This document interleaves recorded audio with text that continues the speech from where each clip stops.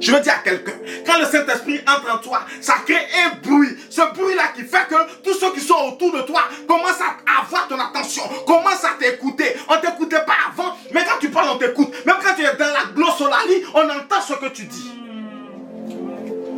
Amen. Parce que quand le bruit frappe, la deuxième chose qui vient, ce sont des langues de feu. Ces langues de feu qui viennent, c'est venu en nombre bien précis. Parce que chaque langue de feu se pose sur une personne bien précise. Amen. Le Saint-Esprit, la dispensation du Saint-Esprit, c'est la dispensation de la précision. Quelqu'un peut dire précision? Précision.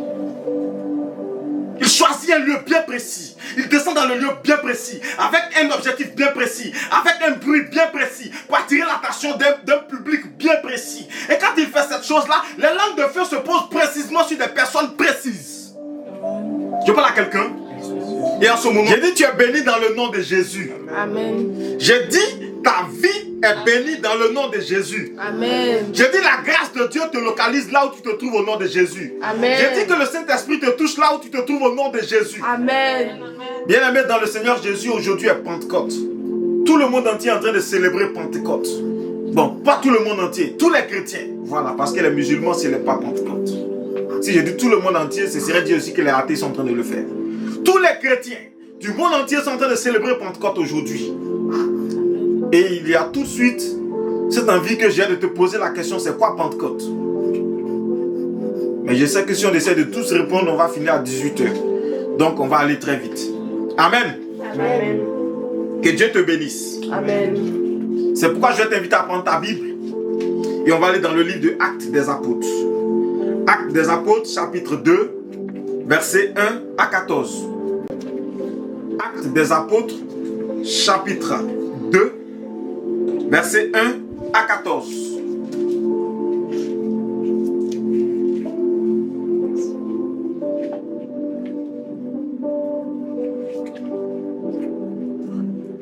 Actes chapitre 2, versets 1 à 14. Amen. Je lis la parole du Seigneur.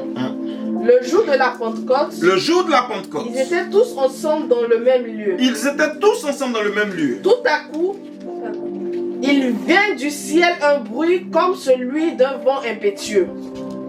Et il remplit toute la maison où ils étaient assis. Des langues semblables à des langues de feu leur apparurent, séparées les unes des autres. Et ils se posèrent sur chacun d'eux. Et ils furent tous remplis du Saint-Esprit et se mirent à parler en d'autres langues, selon que l'Esprit leur donnait de s'exprimer. Or, il y avait en ce jour à Galilée des Juifs, hommes pieux de toutes les nations qui sont sous le ciel. Au bruit qu'il eut lieu, la multitude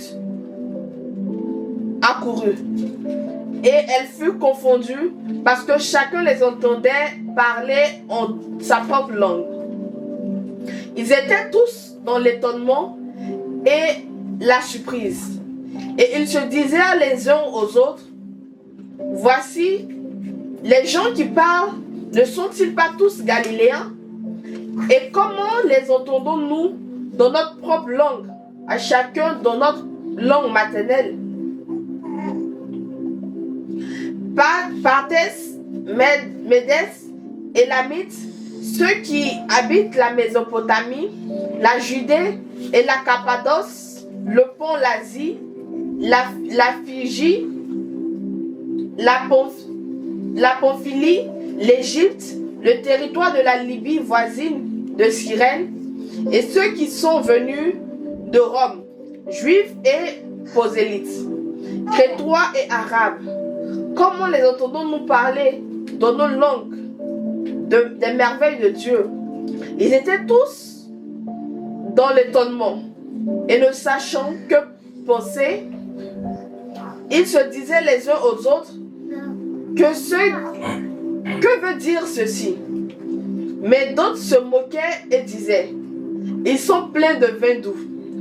Alors Pierre, se représentant avec les 11, éleva la voix et leur parla en ces termes: hommes juifs, et vous, tous qui séjournez à Jérusalem, sachez ceci et prêtez l'oreille à mes paroles. Amen. Amen. Quelqu'un peut dire prêtez oreille à mes paroles. Prêtez oreille à mes paroles. Prêtez oreille à mes paroles. Prêtez oreille à mes paroles. Pourquoi on doit prêter oreille aux paroles ici de Pierre? Parce que ce n'est plus le même Pierre qui parle. Ce n'est plus le même Pierre, ce n'était pas le Pierre des années passées. Amen. Amen. On va le découvrir tout de suite. Tu es béni dans le nom de Jésus. Amen. Bien-aimé dans le Seigneur, ce matin, le Seigneur va nous envoyer, je ne dirais pas en eau profonde, ça sera plus qu'en eau profonde. On va aller dans les profondeurs des profondeurs, parce qu'il y a tellement de choses que le Seigneur veut que nous touchons. C'est des sujets que généralement nous survolons. On ne rentre pas trop dans la profondeur. Donc souvent, quelqu'un reçoit un enseignement un peu truc, et puis il est effrayé. Il est tout de suite effrayé. Amen. Donc on va aller plus loin. On va aller plus loin pour permettre aux enfants de Dieu de connaître beaucoup de choses que Dieu nous a livrées. Amen. Et pourquoi aujourd'hui on parle de Pentecôte.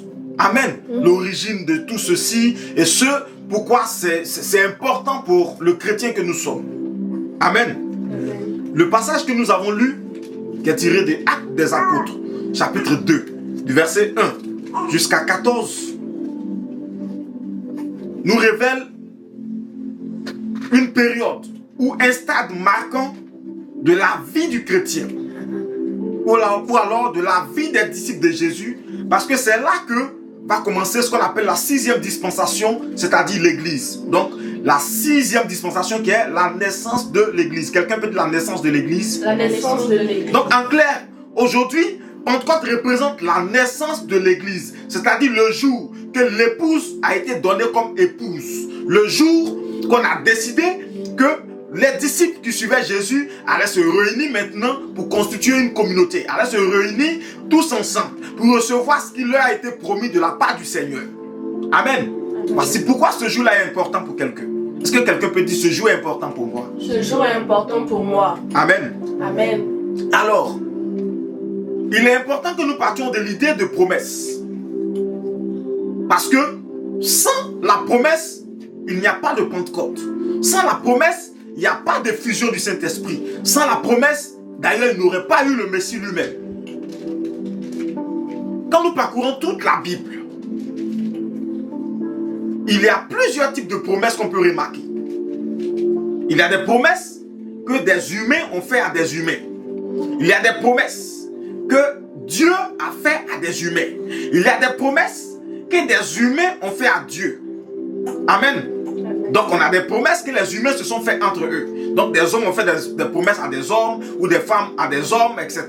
Il y a des promesses que des hommes ont fait à Dieu. Par exemple, Jacob a promis à Dieu de lui donner sa dîme. Mais la Bible ne dit plus jamais s'il a donné ou n'a pas donné. Non, on ne sait pas. Ça, c'est un exemple. Il y a des promesses que Dieu a fait à l'humanité. Et ces promesses-là, il y en a beaucoup. Il y en a beaucoup. Il y a un verset qu'on aime bien réciter. Je connais les projets que j'ai formés. Vous vous rappelez? Pour vous, projet de bonheur et tout ça. C'est des promesses de l'Éternel. C'est des choses qu'il nous promet. Parce que qui parle de projet, parle de quelque chose qui va se réaliser. Et comme il te dit, cette chose, c'est une promesse pour toi. Amen. Il y a beaucoup de promesses, donc, que Dieu a faites à l'humanité. Ce matin, ce qui nous intéresse, pour notre point de départ, ce sont les promesses que Dieu fait à l'humanité. Et dans ces promesses, déjà, quand on commence dans le livre de Genèse, Dieu fait des promesses depuis la création. Et ces promesses-là, on peut les classer en deux ordres. Donc, deux types de promesses. Il y a les promesses d'ordre existentiel et il y a les promesses d'ordre salutaire. Promesse d'ordre existentiel, c'est-à-dire tout ce qui est lié à notre existence. Quand il promet par exemple à l'homme qu'il aura, il aura en lui la descendance, quand il va multiplier, il va remplir la terre. C'est une promesse que Dieu fait. Quand Dieu dit par exemple, dans le livre de Genèse 6, pardon, pas Genèse 6, plutôt Genèse 8, verset 22, après le déluge, il dit qu'il ne va plus maudire la terre à cause de l'homme, à cause du péché de l'homme. Ça, c'est une promesse qu'il fait à l'homme, à l'humanité. Amen. Amen. Quand dans le même passage, il dit également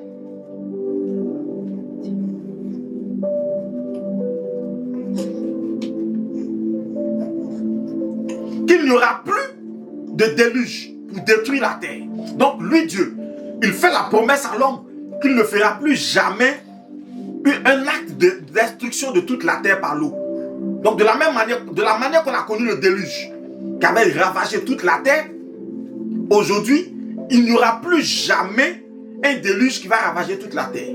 Donc on peut connaître un tsunami quelque part, voilà, ça sera peut-être des endroits bien précis, des catastrophes naturelles, mais ce ne serait pas une action divine pour éradiquer les méchants de la terre. Amen. Ça, ce sont des promesses d'ordre existentiel. Il y en a plusieurs, mais ce matin, ce n'est pas le thème principal, donc on ne va pas s'étaler sur ça. Parce que le thème de notre message, qui est important d'ailleurs ce matin que tu retiennes, c'est simplement le Saint-Esprit, la promesse qui change tout. Amen. Est-ce que quelqu'un comprend le message? C'est pourquoi nous avons commencé à parler de promesses. Le Saint-Esprit, la promesse qui change tout. Amen. Et donc, quand il promet par exemple qu'il y aura les semailles et la moisson, tant que la terre subsistera, c'est une promesse d'ordre existentiel.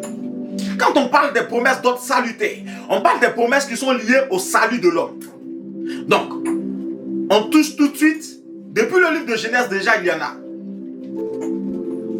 Donc, toutes les promesses messianiques, toutes les prophéties messianiques, chaque fois que la Bible va parler du Messie qui va venir, chaque fois que la Bible va parler de Jésus qui doit venir, que ce soit sa première venue, que ce soit sa seconde venue, que ce soit pour l'enlèvement, tout ça, c'est des promesses qui ont été données à l'humanité.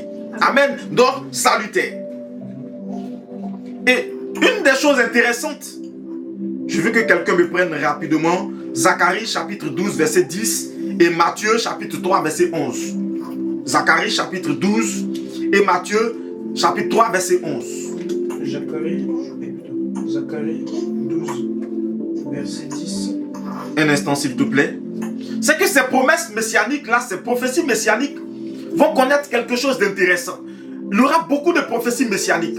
Mais dans ces prophéties, Zacharie et juste après lui, le prophète Jean-Baptiste vont toucher des aspects que tous les autres prophètes n'ont pas touchés si facilement. Amen. C'est-à-dire la promesse du Saint-Esprit. Donc Zacharie va toucher déjà la promesse du Saint-Esprit pour dire que Christ va venir. Mais quand Christ va venir, il y aura le Saint-Esprit qui va accompagner Christ, donc il sera la suite de Jésus. Zacharie touche déjà ça et aucun prophète avant Zacharie ne l'avait dit. Et Jean-Baptiste vient confirmer la parole de Jean-Baptiste, de Zacharie, pardon. On y va, Zacharie chapitre 12. Zacharie chapitre 12, verset 10. Oui.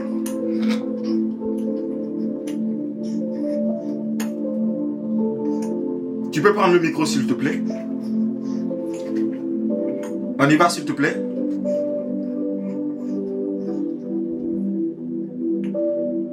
Alors je déverserai sur la famille de David et sur les habitants de Jérusalem un esprit de grâce et de supplication, et ils tourneront les regards vers moi, celui qu'ils ont transpercé.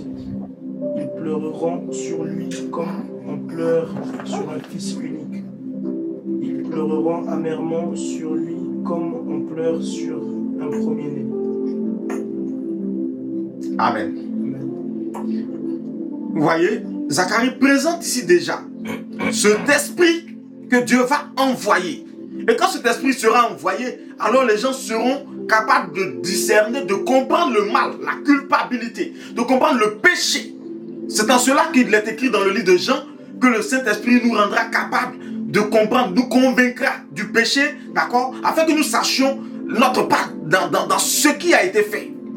C'est en cela qu'on peut réaliser que celui qu'on a transpercé là, on avait fait quelque chose qui était ignoble. Mais en clair, c'était le sacrifice. Donc le transpercé ici, c'est Jésus.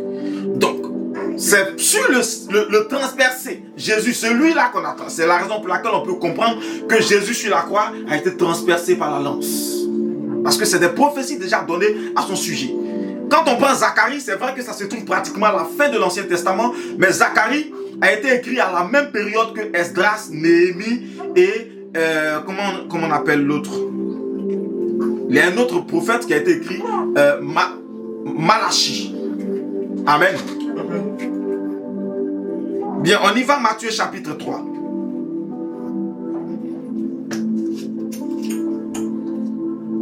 Matthieu chapitre 3, verset 11. Matthieu chapitre 3, verset 11. Amen. Moi, je vous baptise d'eau Moi, je vous baptise d'eau pour vous amener à la repentance. pour vous amener à la repentance. Mais celui qui vient après moi Mais celui qui vient après moi est plus puissant que moi. est plus puissant que moi. Marque une pause. Est-ce que quelqu'un peut dire est plus puissant que moi? Est plus puissant que Plus moi. puissant que moi. Est plus puissant que moi. On y va. Et je ne suis pas digne Et je ne suis pas digne de porter ses souliers. de porter ses souliers. Lui, Lui, il vous baptisera du Saint-Esprit il vous baptisera du Saint-Esprit et de feu. et de feu. Lui, il fera quoi? Il vous baptisera du Saint-Esprit et de Il feu. vous baptisera du Saint-Esprit et de feu. Et qui parle ici, c'est le prophète Jean-Baptiste. Et quand Jean-Baptiste parle, Jésus n'avait pas encore démarré son ministère. Jésus n'était pas encore allé rencontrer Jean-Baptiste pour son baptême. Amen. Jean-Baptiste l'annonce déjà. Il dit, moi vous voyez, je suis puissant. Vous venez à moi. Je vous baptise afin que vous vous repentiez. Mais juste après moi, je suis en train de préparer le chemin pour quelqu'un qui arrive. C'est la raison pour laquelle il dit, je suis la voix de celui qui crie dans le désert. Amen. Et celui qui vient après moi, je ne suis même pas digne de délier ses souliers. Je ne suis pas digne de porter sa chaussure. Je ne suis pas digne de l'enlever. C'est-à-dire que je ne suis même pas digne de me mettre à ses pieds. C'est ce que ça signifie en fait. Même à ses pieds, je n'ai même pas de place. Parce que je suis indigne et lui, il est digne. Il est plus puissant que moi. Moi, je vous baptise d'eau. Quand vous venez, c'est dans le Jourdain que je vous plonge. En fonction de là où je me trouve. Quand vous venez, s'il y a un point d'eau, c'est dans ce point d'eau que je vous plonge. Je vous baptise par immersion. Je vous plonge dans l'eau. Mais lui, il ne va plus vous plonger dans l'eau. Lui, il va vous plonger dans le Saint-Esprit et dans le feu. Amen. Donc, Jésus baptise du Saint-Esprit alors que Jean-Baptiste baptise quoi? D'eau. Deux types de baptême. C'est la raison pour laquelle vous lirez dans le livre de Jean que Jean-Baptiste baptisait et Jésus baptisait. Mais quand vous poussez plus loin, vous voyez qu'il est dit que Jésus ne baptisait pas lui-même, mais c'était ses disciples qui baptisaient. Parce que le temps pour Jésus de baptiser n'était pas encore arrivé. Donc Jésus ne baptisait personne, c'était ses disciples qui faisaient le même type de baptême que Jean-Baptiste. Donc il plongeait les gens dans l'eau afin qu'ils reçoivent le baptême de la repentance. Mais quand Jésus s'en va, Jésus fait une promesse. Jésus dit, je m'en vais, mais je vous enverrai le consolateur. Amen. Mais ce consolateur, en clair, c'est le baptême du Saint-Esprit. Donc il n'y a pas une différence entre le consolateur que Jésus promet et le baptême du Saint-Esprit. Amen. Alléluia. Amen. Tu es béni au nom de Jésus.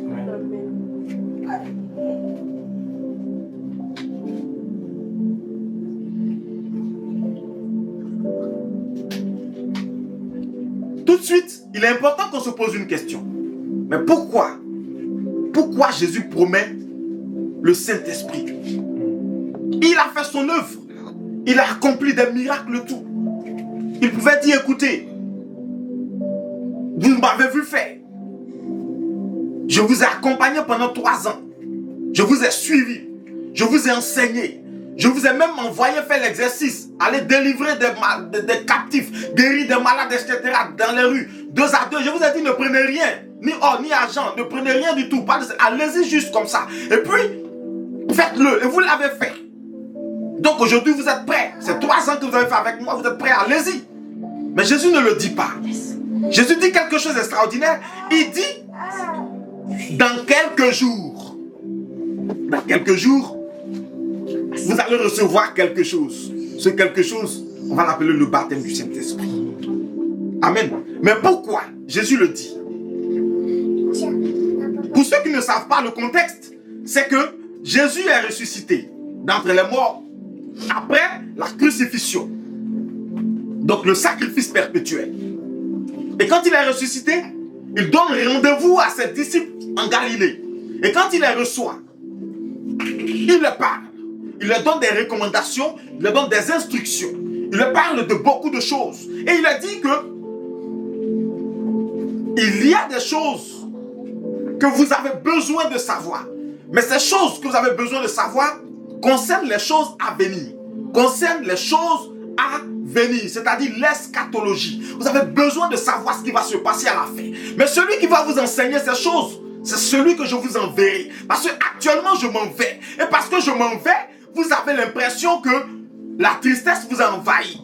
D'ailleurs, quand on m'a attrapé, vous vous êtes tous cachés. Vous avez fui. Celui-même qui disait qu'il était le plus fougueux, il était le plus solide, il était le plus robuste. D'ailleurs, il avait un couteau sur lui. Il était capable de trancher les oreilles des gens. Celui-là qui a coupé l'oreille de Malchus, aujourd'hui, avant même qu'on ne me crucifie, il m'avait renié déjà 3 fois. Mais aujourd'hui, quand je m'en vais, et que vous savez que je ne suis pas mort, et que je suis ressuscité, et que je suis glorieux, vous serez malgré toutes ces choses triste de mon absence physique. Vous serez triste et vous vous sentirez orphelin. C'est pourquoi je pars, mais je vous envoie un consolateur. Je vous envoie quelqu'un qui va vous consoler. Amen. Donc, c'est cette expression-là qu'on appelle le Saint-Esprit, donc en grec, parakletos. Amen. Ce qui donne en français aujourd'hui, les gens aiment bien le dire, le paraclet, le paraclet. Donc parakletos, c'est-à-dire celui-là qui va vous consoler. Mais écoutez-moi très bien. Quand je dis que quelqu'un est orphelin, et puis je dis que je ne te laisse pas orphelin. Normalement, tu te crois orphelin, mais je ne te laisse pas orphelin. Ça signifie que je suis qui pour toi? Mon père. Si mon départ fait que tu penses que tu es orphelin, je suis qui pour toi? Je suis ton père. Voici le message que Jésus a donné ici en fait. Pour dire que quand je vous disais que je suis le Père, parce que le Père en moi, je suis 100% Dieu et 100% homme. C'est la preuve que je vous donne aujourd'hui. Je m'en vais, moi le Père. Je retourne dans le Père parce que je suis un avec le Père. Amen. Étant fils sur la terre. Mais je vous envoie un consolateur, c'est-à-dire une partie de moi qui est aussi le Père, qui viendra être votre Père pour vous guider dans toute la vérité. Je parle à quelqu'un? Amen. Est-ce que tu es avec moi? Donc Jésus donne cette promesse du Saint-Esprit. Amen, on peut pousser un peu? On a dit pourquoi? La première raison se trouve déjà dans le livre de Genèse. Prenons Genèse chapitre 6 verset 3. La première raison pour laquelle Jésus est obligé d'envoyer le Saint-Esprit. Prenons. Genèse chapitre 6 verset 3. Alors l'Éternel dit. Alors l'Éternel dit. Mon esprit ne restera pas à toujours dans l'homme. Doucement, doucement. Mon esprit ne restera plus à toujours dans l'homme. À toujours dans l'homme. Car l'homme n'est que chair. Car l'homme n'est que chair. Et ses jours seront de 120 ans. Amen. Amen. C'est déjà suffisant. Merci beaucoup, c'est bon de Dieu. Sois béni. Amen. L'homme commet une famille, l'homme commet quelque chose de tellement grave que Dieu dit, à partir d'aujourd'hui, mon esprit ne va plus demeurer en l'homme. Mon esprit ne reste plus dans l'homme tout le temps. C'est-à-dire mon esprit peut venir sur quelqu'un pour une action bien précise. Et puis ça s'en va. C'est la raison pour laquelle vous pouvez voir que dans le temps de la loi, il y avait par exemple la piscine.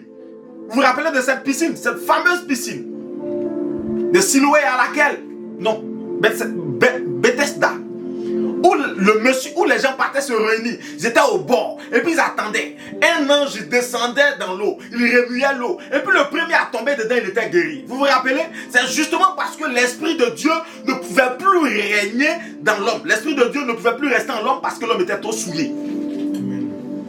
Donc, tant que l'Esprit de Dieu ne pouvait pas demeurer en l'homme, il ne pouvait pas avoir la vie spirituelle en lui. Or, s'il n'y a pas de vie spirituelle, il y a la mort spirituelle. Et là où il y a la mort spirituelle, Dieu ne peut pas se tenir.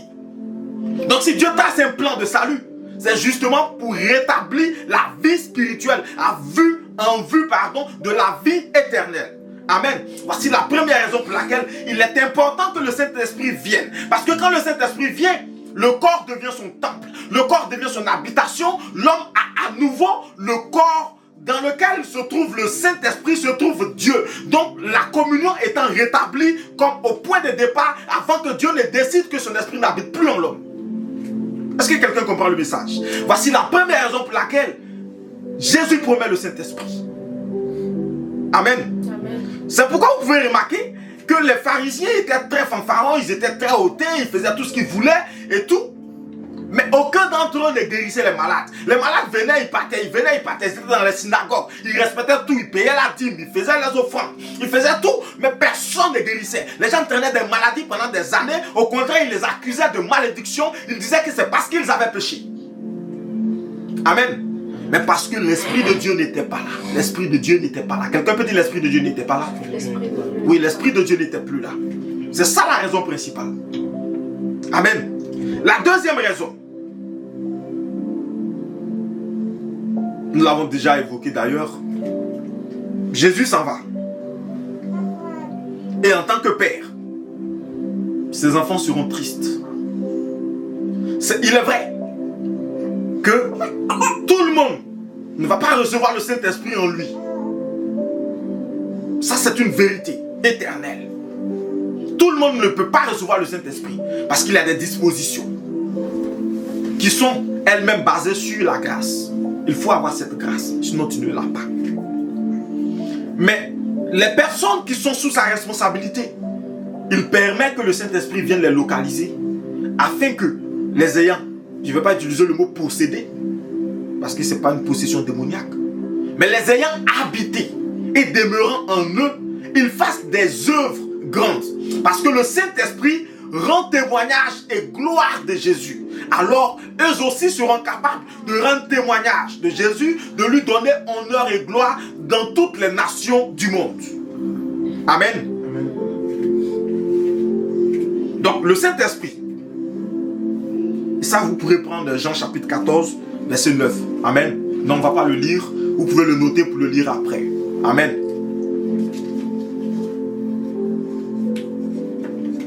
Donc, il est vrai, on aime bien dire Jésus c'est notre grand frère. Parce que la parole de Dieu dit co-héritier avec Jésus. Mais écoutez-moi très bien, Jésus nous présente ici sa facette de père.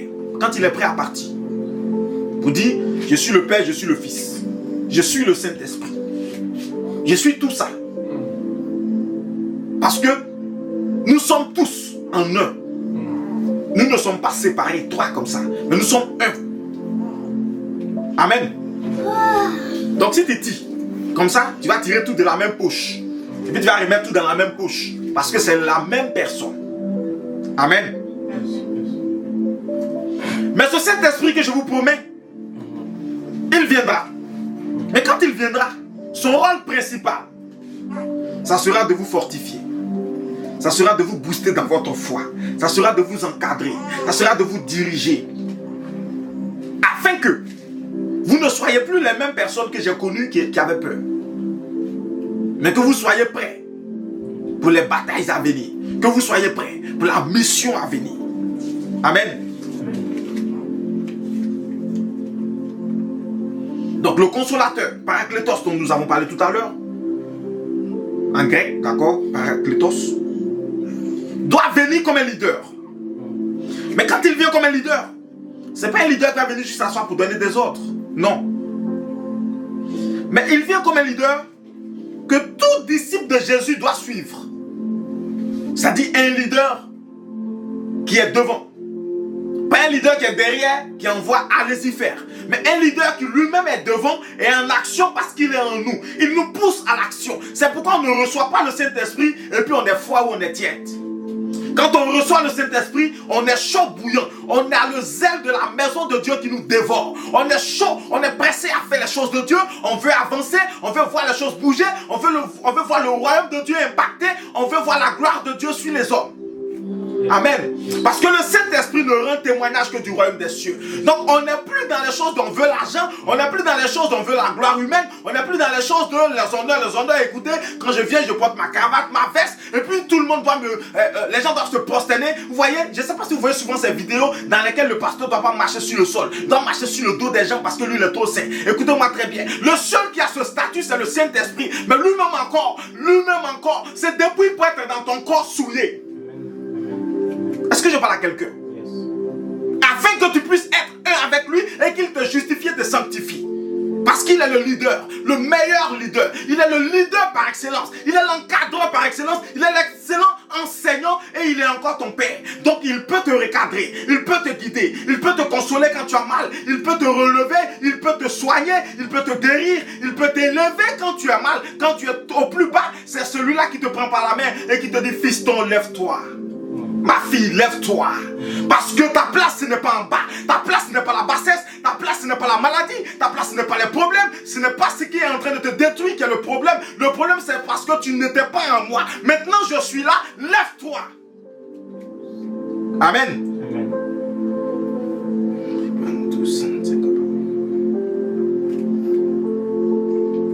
C'est parce que Jésus est 100% Dieu et 100% homme que Jésus peut faire le sacrifice. Jésus peut accomplir l'acte de la rédemption. Mais Jésus s'en va. Mais quand Jésus s'en va, il dit qu'il nous envoie quelqu'un. Mais le quelqu'un qui nous envoie, il n'est plus humain, mais il est divin. Est-ce que quelqu'un comprend le message? Jésus, il est humain et divin. Parce qu'il a pris les deux aspects. Mais le Saint-Esprit ne prend plus l'aspect humain. Le Saint-Esprit va utiliser toi, ton aspect humain, afin que ce soit 100% divin, 100% humain. C'est-à-dire, ça devient une collaboration entre le divin et l'humain. Est-ce que quelqu'un comprend? De l'impossible humain, on arrive au possible divin. L'homme n'est pas capable d'eux. Mais quand le Saint-Esprit vient, la capacité se crée. L'impossible perd son hymne pour qu'il ne reste que le possible. Je parle à quelqu'un?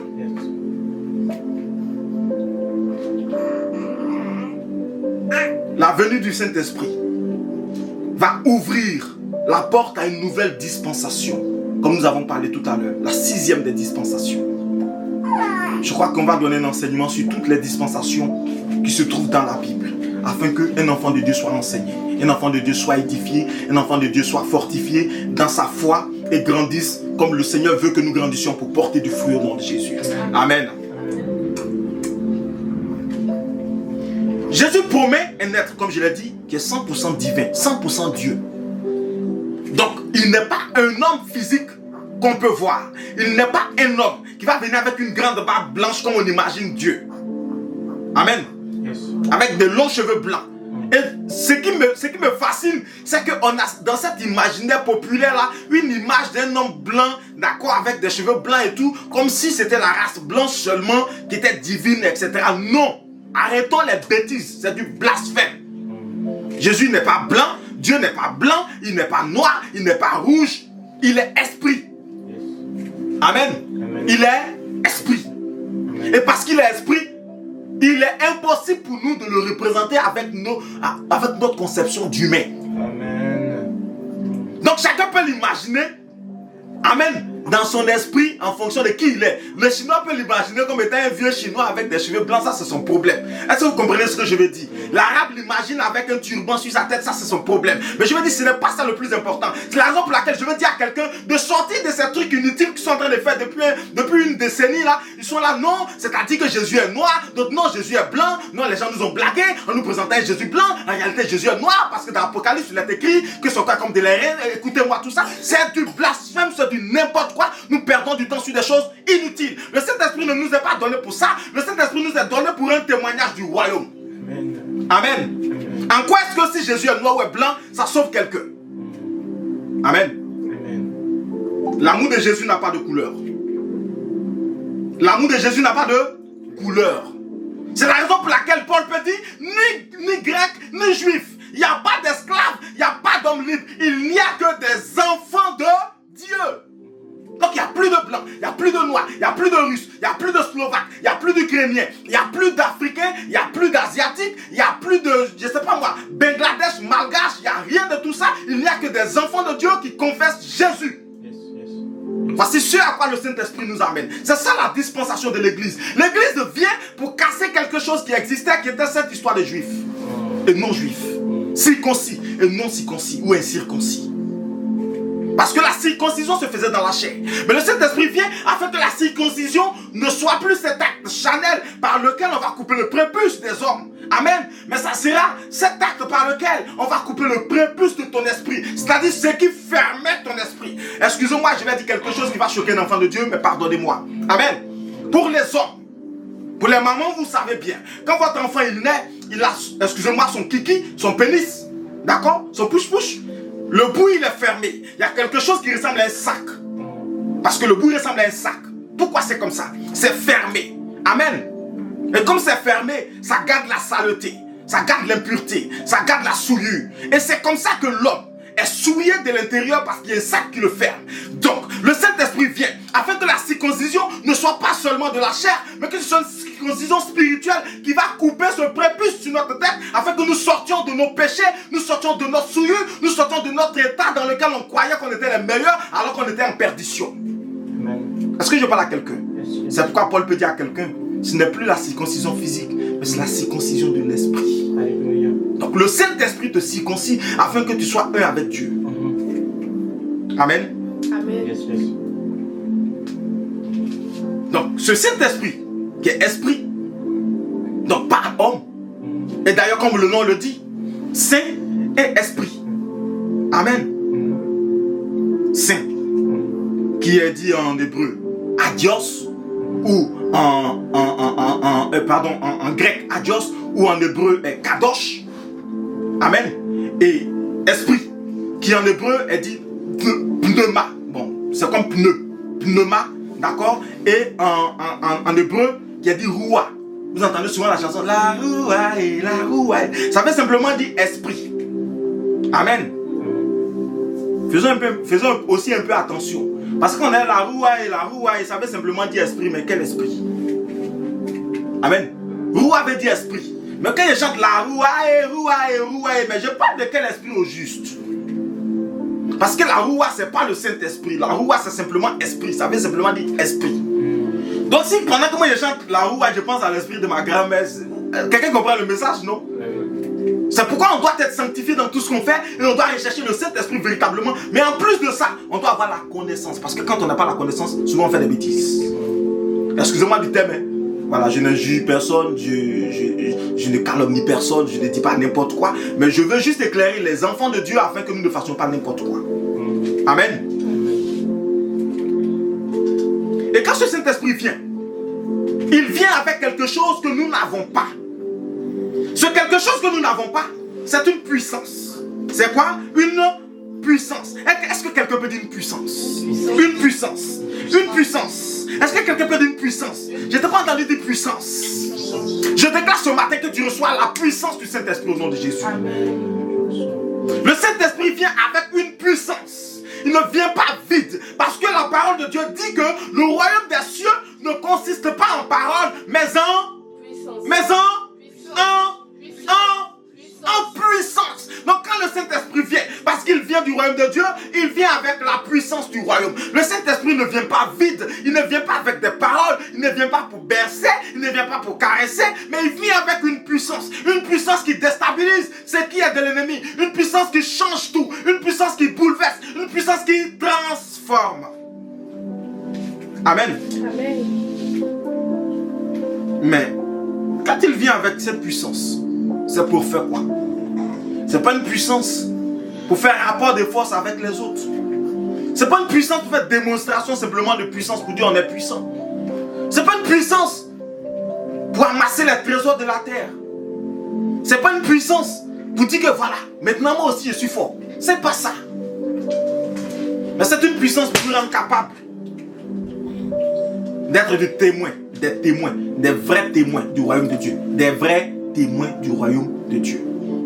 C'est la raison pour laquelle je veux dire à quelqu'un, un miracle que tu vas faire, même si tu dis c'est au nom de Jésus, mais qui ne glorifie pas le royaume des cieux, il ne faut pas faire. Amen. Il ne faut pas le faire. Tout ce que tu fais doit être pour la gloire de Dieu. Tout ce que tu fais doit être pour le royaume de Dieu. Tout ce que tu fais doit être pour la gloire de Dieu. Le Saint-Esprit donne une puissance. Et c'est parce que le Saint-Esprit donne une puissance qu'un enfant de Dieu n'a plus besoin de chercher là. Il n'a pas entendu quelqu'un parler ce matin. La puissance. Le Saint-Esprit donne une puissance. C'est la raison pour laquelle tu n'as pas besoin de chercher une puissance. Parce que la puissance vient déjà du Saint-Esprit. Et quand tu rencontres le Saint-Esprit te donne cette puissance. Donc tu n'as plus besoin de chercher une puissance quelque part. Si tu cherches une puissance quelque part, c'est que tu n'as pas encore reçu le Saint-Esprit. Donc quand tu entends un homme de Dieu qui dit, bon, je ne sais pas si tu dois utiliser un homme de Dieu, un pasteur, ou un prophète, ou un, je ne sais pas quel mot encore utiliser, docteur, apôtre, etc. Mais qui dit qu'il est au service de Dieu, qui dit qu'il est en train de chercher une puissance, on a besoin de puissance, c'est qu'il n'a pas encore reçu le Saint-Esprit. Il faut lui dire, va chercher le Saint-Esprit. Parce que c'est dans ta faiblesse que le Saint-Esprit se glorifie. Il n'a pas besoin que toi tu sois puissant, mais il a la puissance en toi. Est-ce que quelqu'un peut dire la puissance en toi? La puissance en moi. Et s'il est la puissance en toi, quelle autre puissance cherches-tu? Quelle autre puissance cherches-tu? Si je vais parler comme mes frères. Amen. Quelle autre puissance cherches-tu? Quand la puissance est déjà en toi. Amen. Tu n'en as pas besoin. Cherche simplement à rencontrer le Saint-Esprit, à le laisser habiter en toi. Mais le Seigneur Jésus a dit quelque chose qui est vraiment formidable. Il dit, vous les disciples, je vous donne cette instruction. N'allez pas vous promener partout. Parce que la preuve, dès que vous avez appris ma mort, chacun est parti dans son coin. Ceux qui étaient peureux sont restés dans la maison. Ils ne pouvaient pas sortir. D'autres ont dit, oh, après là c'est fini. Ils sont retournés à leurs occupations. Ils sont allés pêcher. Et les fils des Zébédée sont allés réparer encore les filets de leur père. Parce qu'à leur absence, tous les filets étaient gâtés. Ils sont allés réparer les filets. Est-ce que je parle à quelqu'un? Thomas est retourné aller fabriquer du vin quelque part là-bas. Est-ce que je parle à quelqu'un? Parce que le maître est mort. Chacun s'est cherché. Marie de Magdala, même, elle était en train de voir si elle pouvait retourner aller faire un peu de prostitution ou bien un peu de trucs bizarres. Bon, est-ce que vous voyez un peu ce que je veux dire? Je raconte n'importe quoi, hein, ça c'est juste des bêtises. Mais juste pour vous faire comprendre que quand Jésus est mort, chacun a été troublé au plus profond de lui-même. Chacun a été bouleversé. Chacun s'est dit, mais ce sur quoi j'ai bâti mon espoir, ce sur quoi j'ai bâti mon espérance, ce sur quoi j'ai mis toute ma foi, elle vient de s'écrouler, vient de tomber. Donc si c'est tombé pour toujours, c'est-à-dire que j'ai échoué. Amen. Le Saint-Esprit vient afin que l'échec n'existe pas. Amen. Le Seigneur va leur donner rendez-vous, va dire, écoutez, de la même manière que je vous ai donné rendez-vous en Galilée et que je suis en train de vous parler, vous allez vous réunir. Vous n'allez pas vous éloigner de Jérusalem. Vous allez rester vers Jérusalem. Vous allez rester dans les alentours ou même à Jérusalem. Mais en tout cas, Jérusalem et vous devez être au Koï. Vous ne devez pas être séparés de Jérusalem. Vous restez à Jérusalem. Pas pour longtemps, mais dans quelques jours, je vais vous baptiser du Saint-Esprit. Amen. Amen. Amen. Est-ce qu'on peut prendre Actes des Apôtres, chapitre 1, verset 5? Actes des Apôtres. Actes des Apôtres, chapitre 1, verset 5. Actes des Apôtres, chapitre 1, verset 5. Car Jean a baptisé d'eau. Car Jean a baptisé d'eau. Mais vous, dans peu de jours. Mais vous, dans peu de jours. Vous serez baptisés du Saint-Esprit. Vous serez baptisés du Saint-Esprit. Vous serez baptisés du Saint-Esprit. Je n'ai pas entendu un enfant de Dieu. Vous serez baptisés du Saint-Esprit. Ok, continue. Alors, les apôtres étaient réunis. Alors les apôtres étaient réunis. Ils lui demandèrent. Seigneur, à ce moment-là, que tu rétabliras le royaume pour Israël. Il leur répondit. Ce n'est pas à vous de connaître les temps ou les moments que le Père a fixé à sa propre autorité. Merci. Donc, vous voyez, là encore Jésus profite pour donner un dernier enseignement. Pour dire que nous, en tant que disciples de Jésus, notre mission, notre rôle, ce n'est pas de chercher à connaître le temps où Dieu, dans sa propre autorité, a établi des choses, ou va réaliser des choses. Si Dieu nous a promis des choses, notre rôle, notre mission, ce n'est pas de chercher à connaître quand ça va se faire, mais c'est de faire quoi? Obéir à ce qu'il nous a dit, de faire ce qu'il nous a demandé de faire. Et c'est en le faisant que nous verrons les choses s'accomplir. Parce que les Juifs attendaient le rétablissement du royaume d'Israël, parce qu'ils ont été bouleversés. Les Romains les dominent. Ils ont été tantôt ballottés ici, ballottés là, on les envoyait en captivité ici, on les envoyait de déportation, vous voyez, etc. On a réduit le territoire néant et tout. Jésus a même annoncé que le temple sera cassé. Donc ce qui veut dire que même après, ceux même qui sont en train de poser la question, il y aura encore une autre phase de dispersion. Donc il cherchait le moment propice où tout cela allait s'arranger. Parce que c'est une promesse qui va aussi se réaliser. En ce moment-là, Jésus lui a dit, non mais ce n'est pas votre rôle. Écoutez les amis, ce n'est pas votre rôle. Dieu a établi quelque chose dans son autorité, ce n'est pas à vous de chercher ça. Ce que vous devez faire, allez plutôt vous réunir là où je vous ai dit.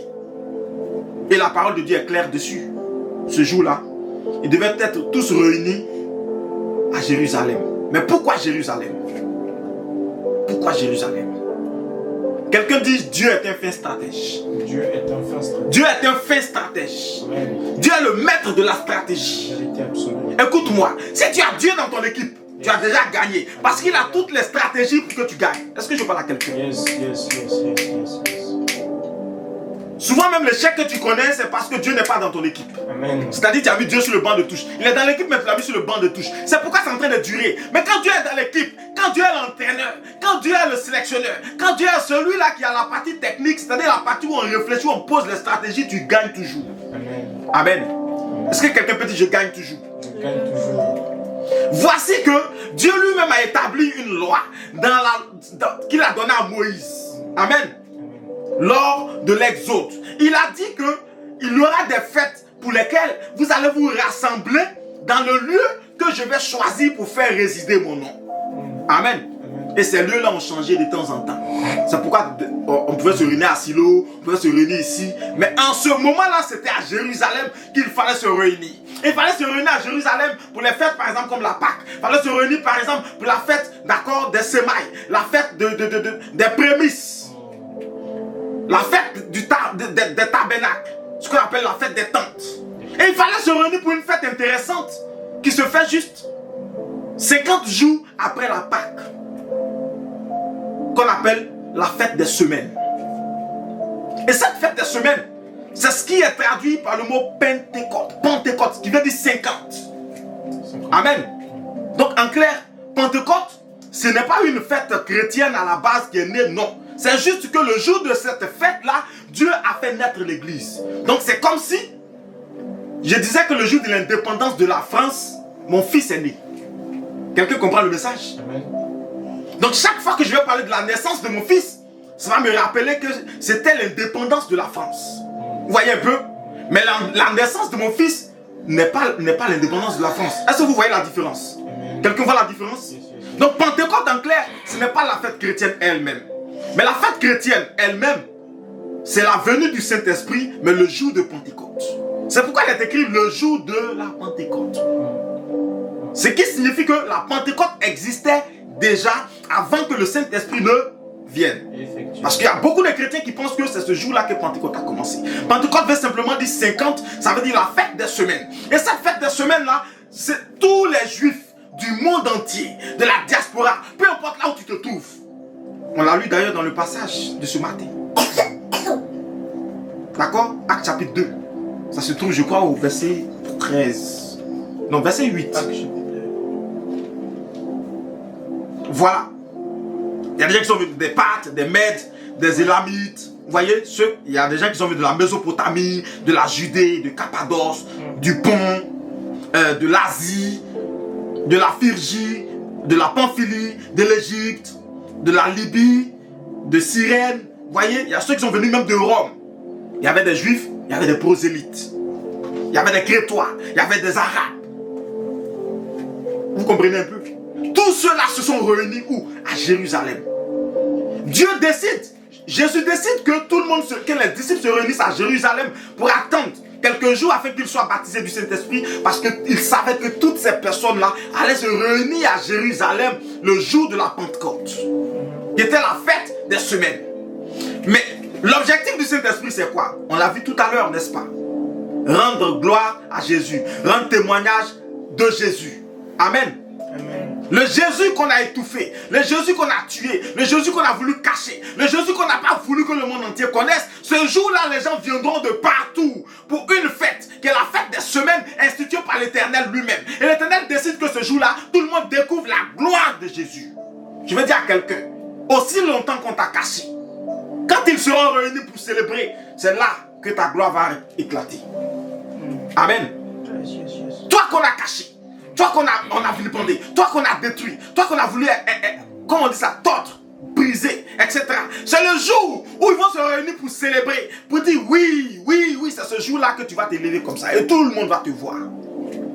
Amen. Yes, yes. Donc, le Seigneur décide que quand ils seront tous réunis, il baptisera du Saint-Esprit. Le Saint-Esprit viendra. Et comme le Saint-Esprit vient pour un témoignage de Jésus, alors ils connaîtront tous que Jésus est Seigneur. Bouleversement dans toute l'histoire de l'humanité. Parce qu'en ce moment, quand on parle des Juifs, ce n'est plus la nation sortie d'Égypte, les enfants d'Israël seulement. Mais ici, Juifs, après toutes les déportations qu'il a eues, etc., tous les brassages qu'il a eus, où on a déporté des peuples en Samarie, etc., et les gens se sont mariés, les mariages mixtes, etc., et tout ce qui a pu se passer, Juifs ne représentaient plus seulement les Hébreux de l'époque.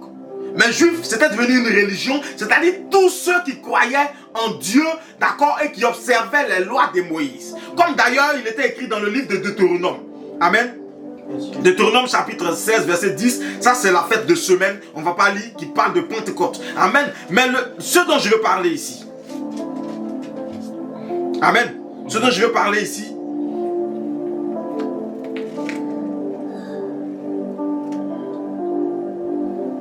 un instant s'il vous plaît.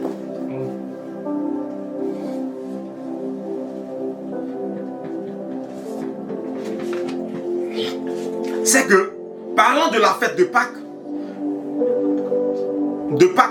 l'Éternel a dit, quand l'étranger sera chez toi, l'étranger qui est chez toi, qui veut célébrer la fête de Pâques avec toi, il faut qu'il observe les lois que j'ai données à Moïse.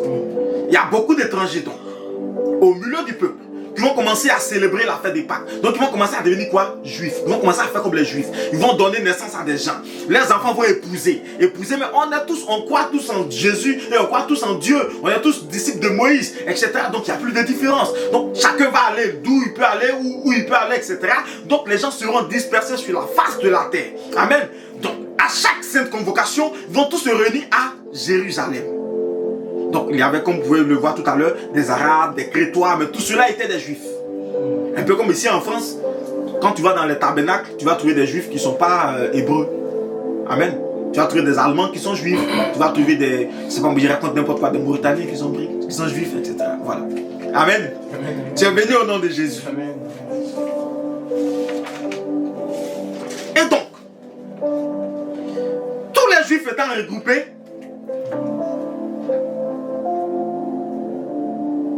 le Seigneur va faire un miracle, va faire quelque chose d'extraordinaire. Amen. Pour quelqu'un qui est en train de chercher le passage, c'est-à-dire ce dont je viens de parler tout à l'heure, comment les étrangers ont pu devenir juifs et tout, vous pourrez prendre Nombre chapitre 9, verset 14. D'accord? Nombre chapitre 9, verset 14. Vous allez comprendre ce passage, vous allez comprendre ce message. Le Saint-Esprit va venir ce jour-là. Parce que tous ceux qui sont regroupés, ils avaient quelque chose en commun. Ces choses qu'ils avaient en commun, la première chose, ils craignaient Dieu. Ils craignaient Dieu. Ils étaient pieux. La Bible dit que c'était des gens pieux. Quelqu'un qui va payer son transport, quitter l'Arabie, ou quitter Rome, ou quitter, je ne sais pas où moi encore, l'Espagne ou l'Égypte, jusqu'à Jérusalem, c'est quelqu'un vraiment qui trouve l'intérêt pour la chose de Dieu. Amen. Mais qui compte sur ses capacités. En ce moment,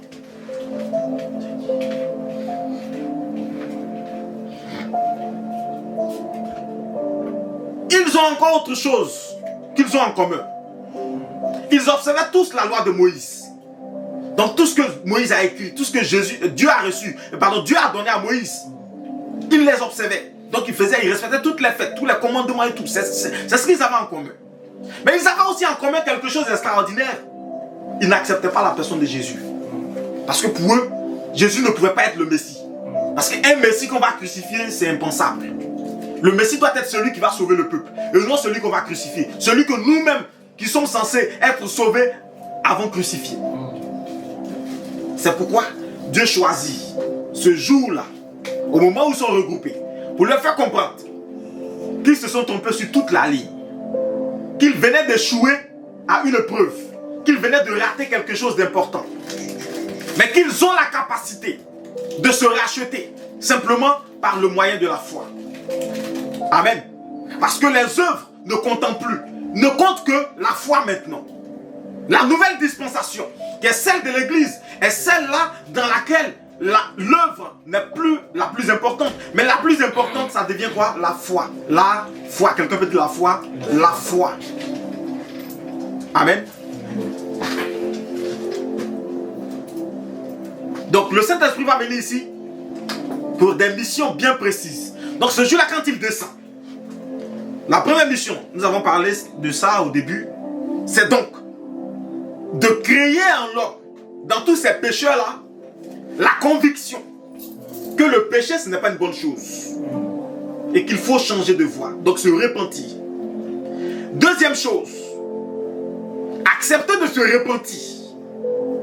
Et parce qu'il rend témoignage de Jésus, accepter le Seigneur Jésus comme son sauveur et son Seigneur personnel. Comme il est écrit dans le livre de Jean, chapitre 16, verset 8 jusqu'à 11.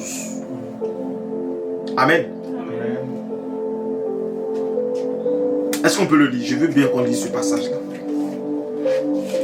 Et une autre personne me prépare Jean 14, verset 17. Jean 16, 8, 11. Et une deuxième personne me prépare aussi rapidement Jean 14, verset 17. Pour qu'on aille vite.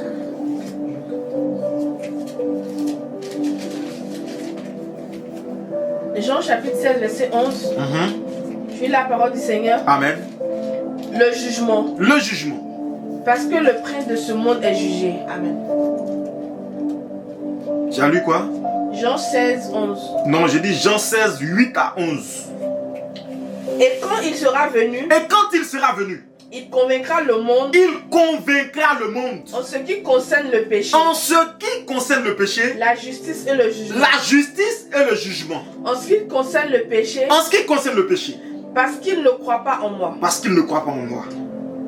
La justice, La justice, parce que je vais au Père parce que je vais au Père et que je ne vous verrai plus. et que je ne vous verrai plus. Le jugement, Le jugement. parce que le prince de ce monde est jugé. Amen. Donc, le rôle du Saint-Esprit, premier niveau, il va vous convaincre du fait que péché, c'est pas bon. Parce que vous ne croyez même pas en moi. Vous m'avez rejeté. Donc, il vient pour que vous compreniez que c'était une grave erreur de votre part de m'avoir rejeté. Et pour vous qui êtes mes disciples, ça devient la justice. Parce que vous avez pensé qu'on avait perdu. Mais vous réalisez maintenant qu'on est vainqueur, on est victorieux. Le jugement, parce que Satan a pensé aussi qu'il avait gagné. Mais là, il est jugé. Là, il a perdu. Là, il a échoué. Là, il est vaincu pour toujours. Amen. Amen. Jean 14, verset 17. Jean 14, verset 17. L'esprit de la... Tu parles un peu plus fort, s'il te plaît. J'ai pas le micro.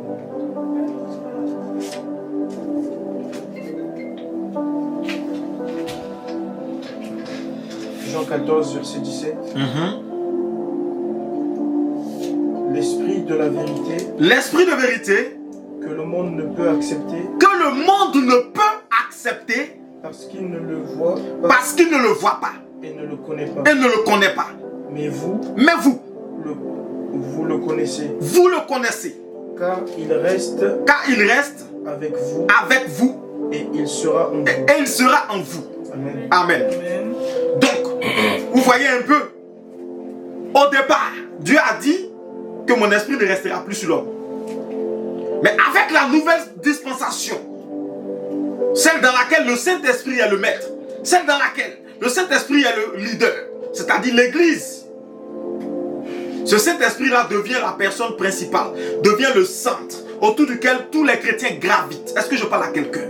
Tous les chrétiens gravitent autour du Saint-Esprit. C'est-à-dire de la même manière que le Seigneur Jésus rendait témoignage de son Père et que les disciples gravitaient autour de lui, c'est comme ça que dans la nouvelle ère, c'est-à-dire l'ère de l'Église où nous sommes, la personne autour de laquelle on gravite, l'enseignant, c'est le Saint-Esprit. Donc la dispensation du Saint-Esprit sous laquelle nous écoutons le Saint-Esprit pour un témoignage de Jésus. Donc Jésus rendait témoignage du Père, le Saint-Esprit vient rendre témoignage à son tour de Jésus.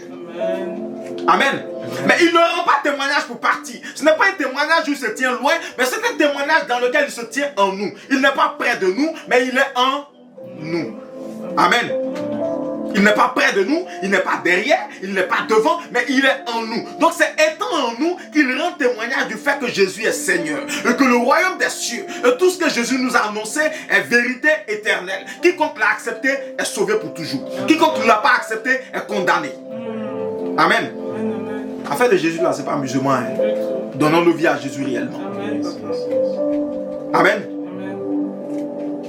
Donc il vient pour nous conduire dans toute la vérité. C'est-à-dire que même s'il y avait des points d'ombre, il y avait des choses qui faisaient que le mensonge allait s'intégrer, le Saint-Esprit, quand il est là, il enlève. Écoutez-moi très bien. Les gens sont en train de se perdre. On est en train d'aller dans tous les sens. Simplement parce qu'on n'a pas accepté le Saint-Esprit. La condition que Jésus avait donnée, c'était quoi? Rester regroupé où? À Jérusalem. Rester regroupé où? À Jérusalem. C'est-à-dire dans le lieu où on doit rendre d'abord témoignage de lui quand le Saint-Esprit viendra en nous. Mais le problème, c'est qu'on n'est pas regroupé d'abord à Jérusalem. C'est-à-dire que quand on accepte le Seigneur, on dit on a accepté le Seigneur, d'accord, qu'on est baptisé d'eau.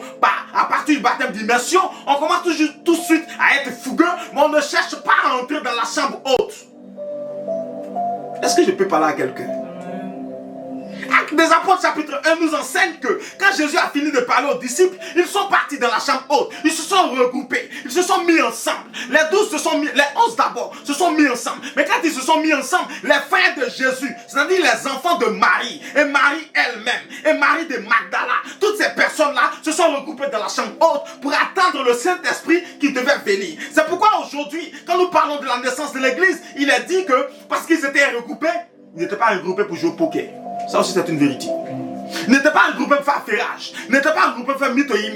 Ils n'étaient pas regroupés pour faire, comment on appelle ça, dépravation. Ou bon écoutez, bon il y a femme, il y a garçon, donc mélangeons, nous faisons n'importe quoi. Non, mais ils étaient regroupés, ils étaient dans un esprit de prière. Ils étaient en train de chercher Dieu, ils étaient en train d'invoquer Dieu, ils étaient dans la présence de Dieu. Et c'est en ce moment-là, parce qu'ils étaient en train de prier, que ce jour précis de la Pentecôte, où les Juifs étaient venus de tout le monde entier, étaient regroupés à Jérusalem. Le Saint-Esprit descend. Mais comment il descend? Il descend comme une colombe. Mais il descend comme des langues de feu. Ça commence par un bruit violent. Un bruit violent. Un bruit violent. Est-ce que quelqu'un peut dire un bruit violent? Ça commence par quelque chose de fracassant. Quelque chose qui change l'ordre des choses. Quelque chose qui a besoin d'attirer l'attention pour dire attention, il y a quelque chose de nouveau. Le Saint-Esprit, la promesse qui change tout. Quand il arrive, il bouleverse tout par une puissance extraordinaire. Le bruit sonne tellement que le bruit attire l'attention de tous ceux qui étaient dehors. Le bruit ne sonne pas partout à Jérusalem, mais le bruit sonne exactement dans le lieu où il se trouve. De sorte que tout le monde ait l'attention attirée vers ce lieu. Je veux dire à quelqu'un, quand le Saint-Esprit entre en toi, ça crée un bruit. Ce bruit-là qui fait que tous ceux qui sont autour de toi commencent à avoir ton attention, commencent à t'écouter. On ne t'écoutait pas avant, mais quand tu parles, on t'écoute. Même quand tu es dans la glossolali, on entend ce que tu dis. Amen. Parce que quand le bruit frappe, la deuxième chose qui vient, ce sont des langues de feu. Ces langues de feu qui viennent, c'est venu en nombre bien précis. Parce que chaque langue de feu se pose sur une personne bien précise. Amen. Le Saint-Esprit, la dispensation du Saint-Esprit, c'est la dispensation de la précision. Quelqu'un peut dire précision? Précision. Il choisit un lieu bien précis. Il descend dans le lieu bien précis, avec un objectif bien précis, avec un bruit bien précis, pour attirer l'attention d'un public bien précis. Et quand il fait cette chose-là, les langues de feu se posent précisément sur des personnes précises. Je parle à quelqu'un.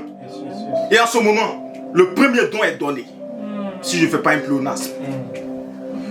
Pour la première fois, les gens commencent à faire quelque chose d'extraordinaire. Quelque chose qu'on n'avait jamais fait avant. Les gens commencent à parler. Et quand ils parlent dans des langues étrangères. Ils parlent quelque chose qu'on n'entend pas. Quelque chose qu'on ne comprend pas. Mais quand ils parlent, quand tu les entends avec tes oreilles humaines, tu entends quelqu'un qui a trop bu du vin. Les bras santé qui prennent tout. Tu entends quelqu'un qui est en train de parler, ça dit qu'il est en train de... On dit qu'il raconte des balivernes, ou il jacasse. On dit qu'il est en train de raconter n'importe quoi. Mais le gars, il a trop bu le vin, il a trop bu de bière. Est-ce que c'est pas vodka même qui est en train de faire ça? Mais en réalité, il est en train de parler dans une langue que tu ne comprends pas. Mais ceux qui sont connectés, ceux à qui le message est destiné, ont entendu le message. Et quand ils ont entendu le message, chacun l'a entendu dans sa propre langue. Je parle à quelqu'un. Chacun a entendu le message dans sa propre langue. Quelqu'un peut dire ma propre langue. Ma propre langue. Vous savez, ce don-là, aujourd'hui on voit tout le monde. On commence à parler, on parle, c'est vrai. Mais pourquoi les gens n'entendent plus dans leur propre langue?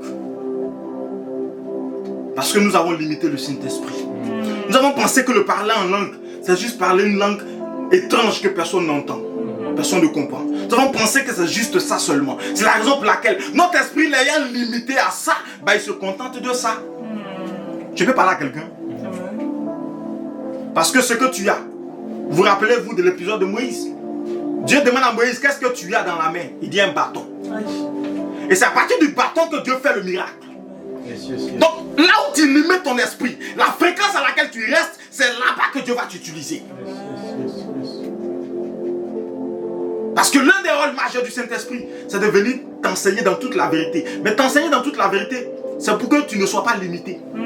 Mais le problème, c'est que nous refusons d'être enseignés par le Saint-Esprit. C'est comme ces personnes-là qui se sont greffées au tronc principal qui est Jésus, mais qui refusent que la sève de Jésus circule en eux. Tu vas mourir. Je parle à quelqu'un?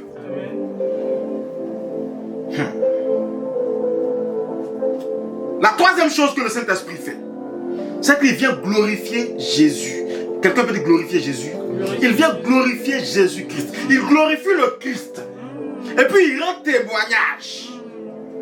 Afin que les apôtres à leur tour puissent aussi glorifier Jésus et rendre témoignage de Jésus. Je veux dire à quelqu'un, ton témoignage que tu rends de Jésus doit toujours glorifier Jésus. Est-ce que vous comprenez un peu le message? C'est la raison pour laquelle nous qui sommes disciples de Jésus, envoyés jusqu'aux extrémités de la terre, comme Jésus nous a donné dans la dernière recommandation, notre message ne doit pas être un message de gloire humaine ou vaine. Ne doit pas être un message dans lequel on dit aux gens vous allez avoir beaucoup d'argent. C'est pas ça notre message. Notre message, ce n'est pas du développement personnel. Parce que de plus en plus, nous les pasteurs sommes devenus des coachs en développement personnel. C'est pas pour le développement personnel que le Seigneur nous a appelés. Le développement personnel peut être une addition. On peut compléter cela pour aider nos fidèles à grandir, d'accord? Mais d'ailleurs, ça ne doit même pas être du développement personnel. Parce que le Saint-Esprit restaure. Le Saint-Esprit fait grandir. Le Saint-Esprit enseigne. Le Saint-Esprit fait monter. Écoutez-moi très bien. Si vous connaissez l'histoire du développement personnel, ferez attention. Celle qui a créé le développement personnel, c'est une grande sataniste. Il ne veut pas pousser pour aller très loin. Allez chercher. Quand vous avez fini de chercher, vous venez me voir. J'ai un certificat en développement personnel parce que je l'ai fait dans le temps. Mais aujourd'hui, quand le Seigneur m'enseigne sur beaucoup de choses, je comprends qu'il y a des choses qui sont très bien. Amen. Très bien même. Mais souvent, ce n'est pas la meilleure voie. Amen. Parce que Dieu donne mieux que ça. Amen. Amen. Amen. Ça va peut-être choquer quelqu'un. Certaines personnes ne seront pas d'accord avec moi. Je n'ai pas besoin que tu sois d'accord avec moi. Dès l'instant que le Saint-Esprit est d'accord avec moi, c'est l'essentiel. Amen.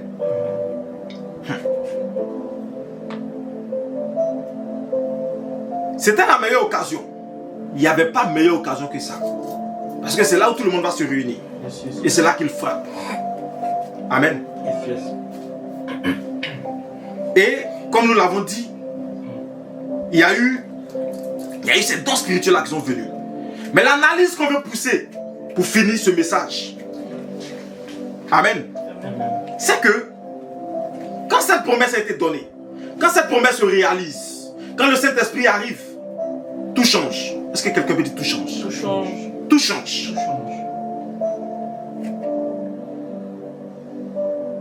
Tout change. Tout change. Parce que avant tu n'étais pas enseigné dans toute la vérité. Tu avais une partie de la vérité. Ta vérité était limitée. Ta connaissance était limitée. Tes mouvements étaient limités. Ta liberté était limitée. Ton enrichissement était limité. Ton élévation était limitée. Mais quand le Saint-Esprit arrive, il n'y a plus de limites. Quelqu'un peut dire il n'y a plus de limites? Il n'y a plus de limites. Là où il y a le Saint-Esprit, il y a la liberté. Là où le Saint-Esprit arrive, il y a la liberté. Quand on parle de liberté, on veut dire qu'il n'y a plus d'obstacles, il n'y a plus d'entraves. Donc tu peux avancer sans problème. Tu avances, tu avances, tu avances. Avant tu n'arrivais pas à avancer, mais quand le Saint-Esprit entre, tu dois avancer. C'est pourquoi je veux déclarer sur la vie de quelqu'un ce matin que tu commences à avancer. Quand le Saint-Esprit vient, il enlève en toi le doute. Amen. Parce qu'il t'enseigne dans toute la vérité. Donc il n'y a plus de doute. Il n'y a pas quelqu'un qui doutait que moi. Non, je ne suis pas sûr. Si on prend le top 50, les gens qui doutent, je crois que je dois être le top 1 en fait, dans le top 50. Ouais, je crois. Parce que je doutais quand souvent même je doutais de ma propre identité. Il y a eu une période de ma vie où je me suis demandé si mes parents c'était vraiment mes parents. Je ne sais pas si vous avez déjà eu ça. Ah, ça peut te choquer.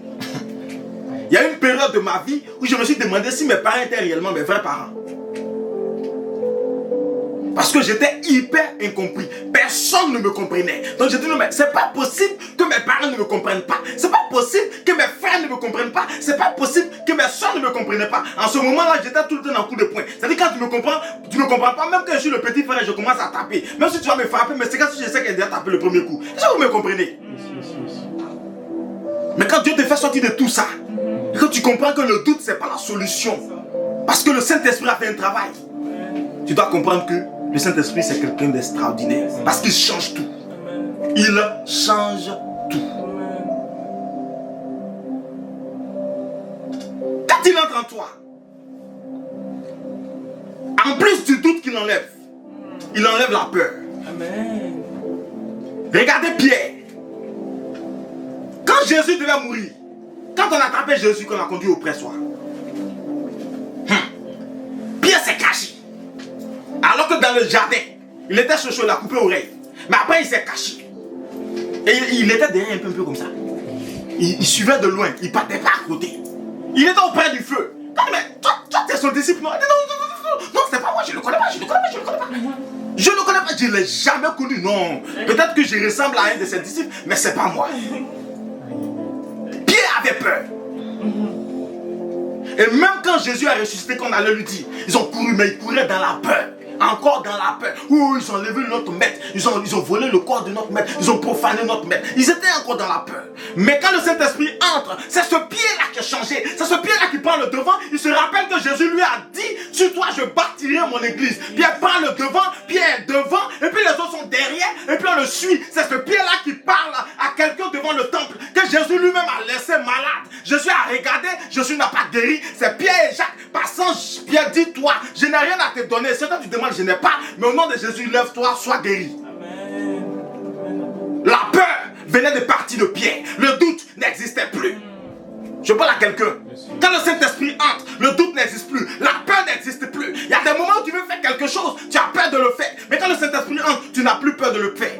Amen. Pierre n'avait plus peur de la prison. Pierre n'avait plus peur d'être tué. Pierre n'avait plus peur du regard des hommes. N'avait plus peur d'être jugé par les Juifs. N'avait plus peur que quelqu'un le décapite ou fasse quoi que ce soit. Amen. Aucun disciple n'avait peur. Ils avaient compris qu'on pouvait leur prendre leur corps charnel, mais on ne pouvait pas prendre leur éternité. Et quand tu as compris ça, tu as tout gagné. Le problème, c'est qu'aujourd'hui, on est chrétien, mais on veut s'attacher encore à notre vie. Alors que Jésus a dit, celui qui veut me suivre, qu'il fasse quoi? Qu'il porte sa croix. Et qu'il renonce à quoi? À lui-même. Ça, c'est le point de départ. Le Saint-Esprit vient nous convaincre que quand on suit Jésus, on renonce à soi-même, on renonce à sa vie, on renonce à sa richesse, on renonce à sa gloire, afin de les retrouver en Jésus. C'est pourquoi Paul peut dire, si je vis, ce n'est plus moi qui vis, mais c'est Jésus qui vit en moi.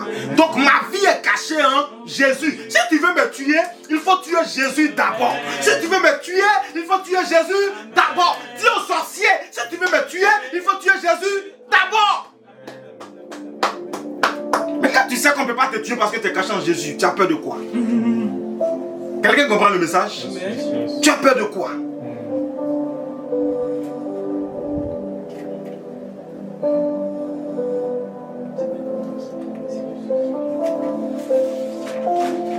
Le Saint-Esprit, tout ce qui est limitation. En ce moment-là, on n'a plus besoin de chercher une force ailleurs. Bien-aimés dans le Seigneur Jésus, je vais vous dire une vérité. Tous ces pasteurs, tous ces prophètes, tous ces... je ne sais pas quel mot encore utiliser, qui pensent que la puissance du Saint-Esprit n'est plus suffisante, qui vont se mettre dans des forces kabbalistiques, qui vont se mettre dans la franc-maçonnerie, qui vont se mettre dans ces choses-là. Écoutez-moi très bien. Je ne parle pas le visage voilé, je parle le visage découvert. Un visage découvert. Parce que je n'ai pas peur de quelqu'un. C'est la vérité. Ils n'ont pas reçu le Saint-Esprit. Ils n'ont jamais reçu le Saint-Esprit. Le Saint-Esprit a en horreur toutes ces choses. Donc si tu as reçu le Saint-Esprit, ces choses-là, tu les as en horreur. Tu ne peux pas les avoir dans ta vie. Tu ne peux pas les fréquenter. En plus forte raison, cohabiter avec ça. Tu ne peux pas aller te mettre à un carrefour, te déshabiller pour qu'on te lave pour avoir une quelconque puissance. Tu n'as pas reçu le Saint-Esprit. Tu es un démon. Un loup déguisé en peau d'agneau. À un moment donné, il faut dire la vérité aux gens. Pour qu'ils arrêtent de perdre les autres. Parce que déjà gagner des âmes au Seigneur Jésus, c'est difficile. Donc il faut arrêter encore que des gens viennent les prendre pour les amener quelque part. Bon, heureusement que les brebis, les vraies brebis de Dieu connaissent sa voix. Amen. Donc même égarées, Il entend. elles entendent sa voix pour revenir à la bergerie. Et d'ailleurs, lui-même les cherche et les retrouve. Où qu'elles soient. Donc même si vous les égarez au plus profond de la terre, le Seigneur les retrouvera et les ramènera. Parce que c'est aussi cela le rôle du Saint-Esprit. Amen, amen. Amen. Yes, yes. Le royaume de Dieu ne consiste pas en parole, mais en puissance. Donc cette puissance-là, le Saint-Esprit nous l'a apportée. Dans les synagogues, il n'y avait pas de guérison. Mais aujourd'hui, il y a des guérisons. Et aujourd'hui, on n'a pas besoin d'être des féticheurs ou magiciens.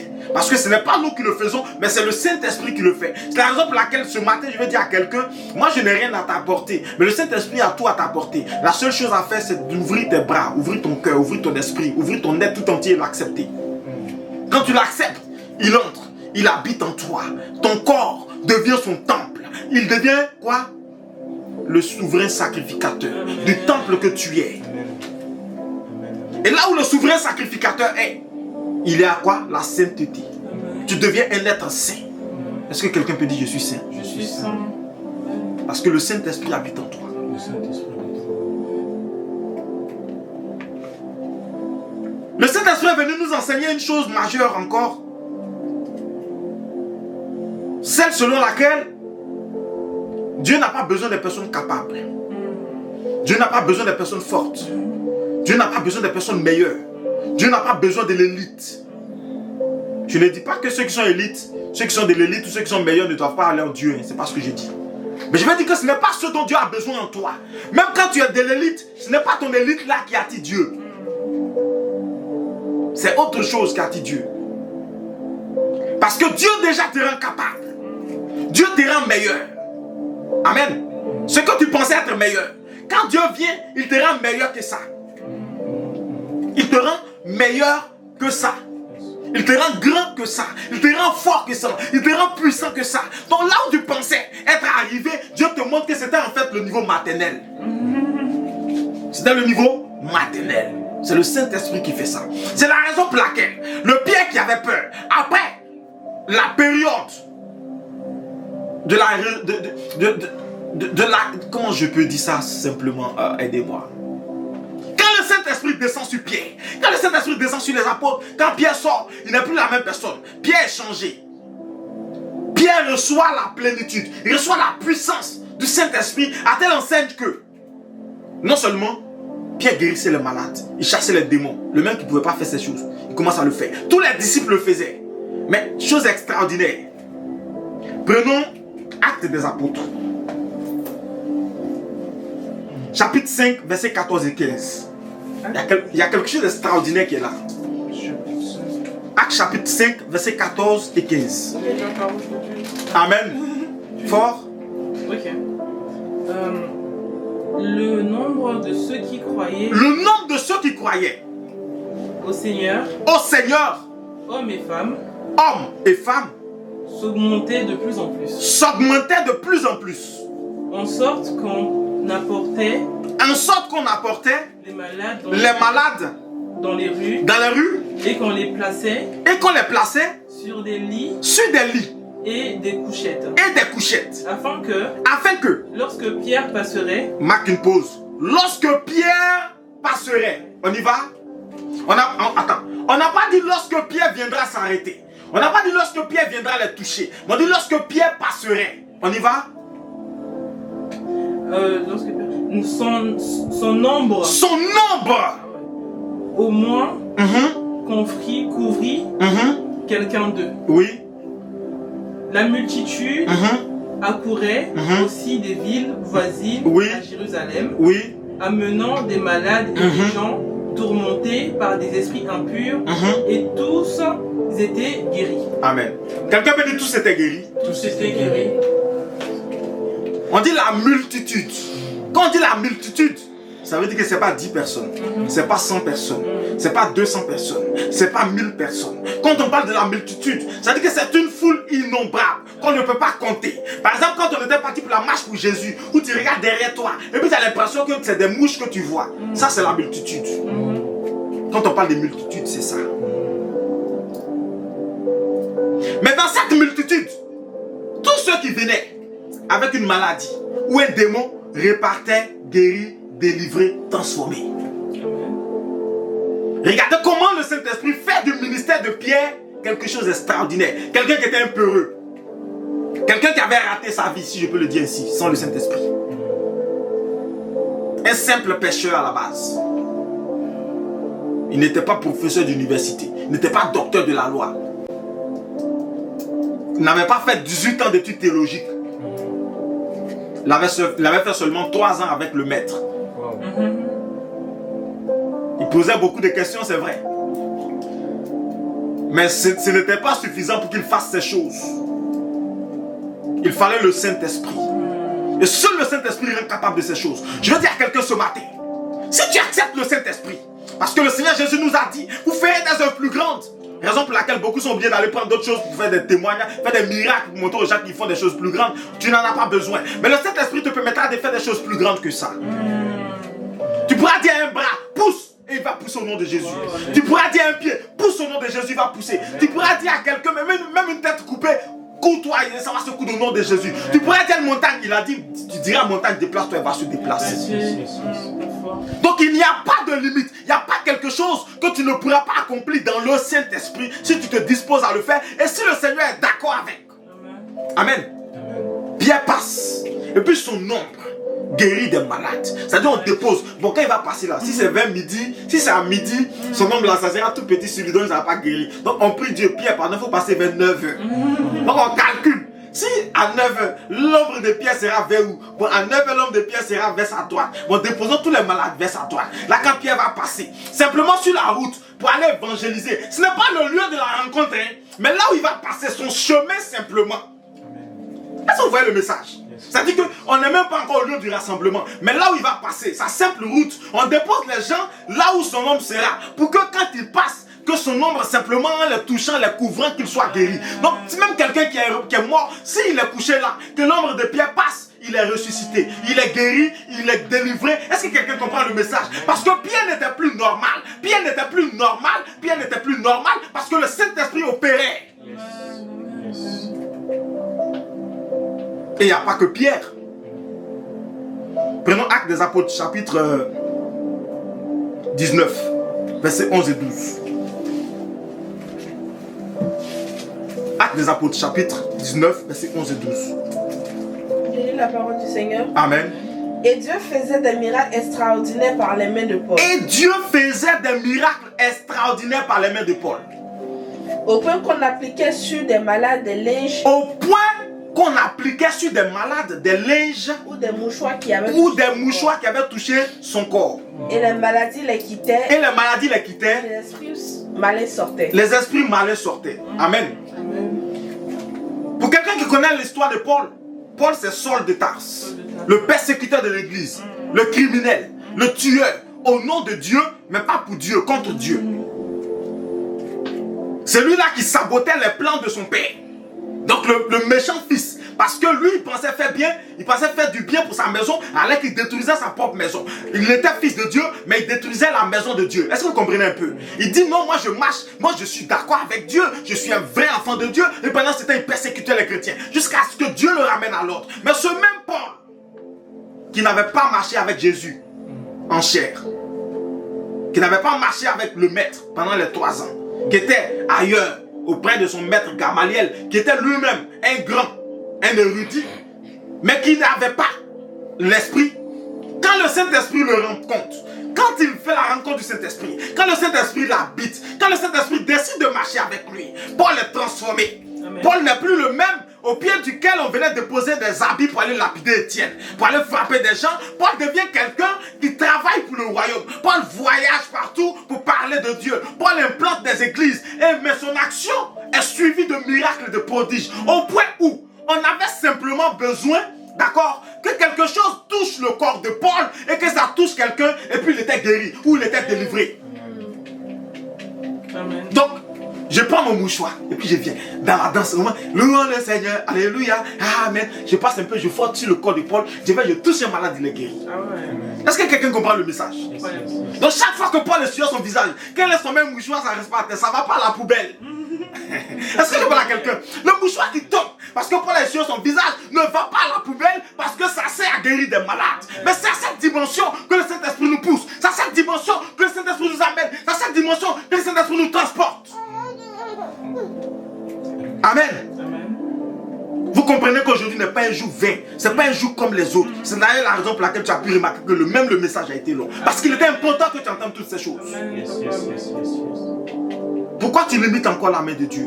Pourquoi tu limites encore ta vie? Pourquoi tu limites encore ta conception? Pourquoi tu penses que le Saint-Esprit a fait ces choses avec toutes ces personnes et qu'avec toi ce n'est pas possible? Pourquoi tu penses qu'il faut que tu ailles ailleurs parce que le Saint-Esprit n'est plus là? Écoute-moi très bien, nous sommes encore à l'aide de la grâce, nous sommes encore sur la dispensation du Saint-Esprit. Donc le Saint-Esprit travaille encore, la grâce est encore disponible, le pouvoir du Saint-Esprit est encore disponible, Amen. sa puissance est encore disponible, Amen. sa force est encore disponible. Il faut simplement que tu l'acceptes et que tu dis Saint-Esprit, viens en moi, je m'abandonne totalement entre tes mains. Je sais que je suis faible, mais tu peux tout avec moi. Amen. Tu es béni au nom de Jésus. Je prie ce matin que le Saint-Esprit te rencontre et que tu le rencontres aussi. Parce qu'il peut te rencontrer puis tu vas l'éviter. Amen.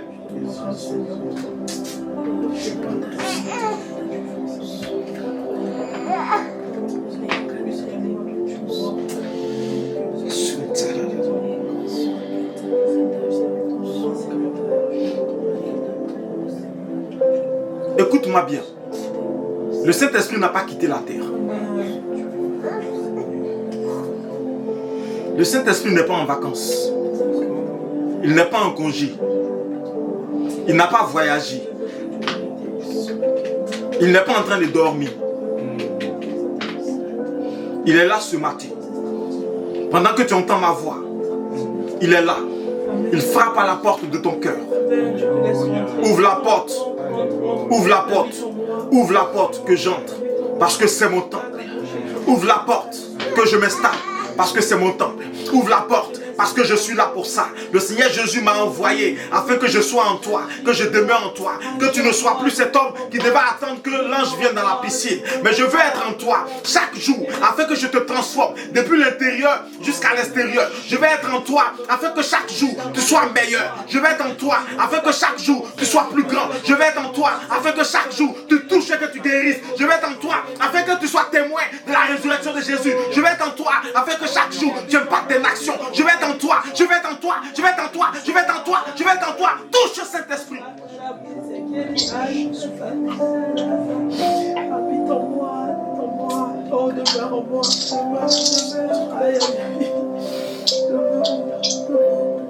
Tu es béni au nom de Jésus. Amen. On va se lever, on va lever les mains vers Dieu, on va lever les mains. On va se lever, on va lever les mains vers le Seigneur. Depuis ta position, lève-toi et lève les mains vers le Seigneur. Lève-toi, lève les mains vers le Seigneur. Lève tes mains vers le Seigneur. Déclare éternel mon Dieu. Éternel mon Dieu. Merci pour le don du Saint-Esprit. Ce matin, je veux de tout mon esprit, de tout mon âme, de tout mon corps, de tout mon être, d'accepter réellement, m'ouvrir, afin que le Saint-Esprit, dans cette nouvelle dispensation, qui est celle de l'Église, entre en moi, demeure en moi, que le Saint-Esprit fasse de moi sa demeure, son Saint-Temps, afin que moi, le faible, les femmes disent la faible, moi, le perdu, le vendu, le méchant, moi, le sorcier, moi, l'infidèle, moi, l'impudique, moi, le malheureux, moi, dis ton nom, Caleb. qui n'était pas capable de parler, qui n'était pas capable de prier, qui n'était pas capable de témoigner de la gloire de Dieu, qu'à partir d'aujourd'hui, je sois un témoin oculaire de sa résurrection par la dispensation du Saint-Esprit. Saint-Esprit, Saint-Esprit, Saint-Esprit, Saint-Esprit, Saint-Esprit, tu es le consolateur. Alors console mon esprit abattu. Saint-Esprit, j'ouvre mon cœur afin que tu t'y installes et que tu me transformes depuis l'intérieur.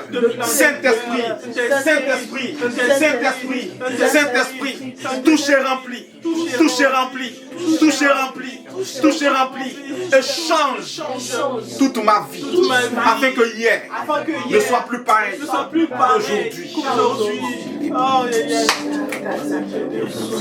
Élève la voix, prie, élève la voix, prie, élève la voix, prie, parle le Saint-Esprit, élève la voix, prie, prie, prie, prie, prie, prie, élève la voix, prie, prie le Seigneur, prie le Seigneur, élève la voix, prie, prie, prie le Seigneur, prie le Seigneur, prie le Seigneur, élève la voix, prie le Seigneur, élève la voix, prie le Seigneur, prie, prie, prie, prie, prie.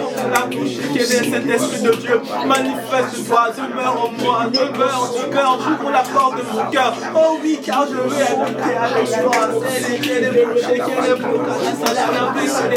Cet esprit de Dieu remplis-moi, cet esprit de Dieu, oh oui, c'est ta présence. Faut prier, faut prier, faut prier, faut prier, faut prier, faut prier, faut prier, faut prier, prie, prie, prie, prie, prie, prie, prie, prie, prie, prie, prie. Oh, cet esprit de Dieu, c'est toi, papa.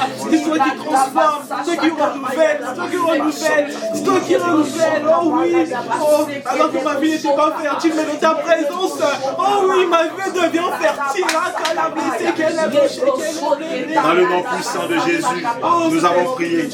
Manifeste ta présence dans ma vie. Amen, amen. Transforme-moi, donne-moi la force d'avancer. Cet esprit de Dieu, habite en moi, demeure en moi. Cet esprit de Dieu, oh oui, papa.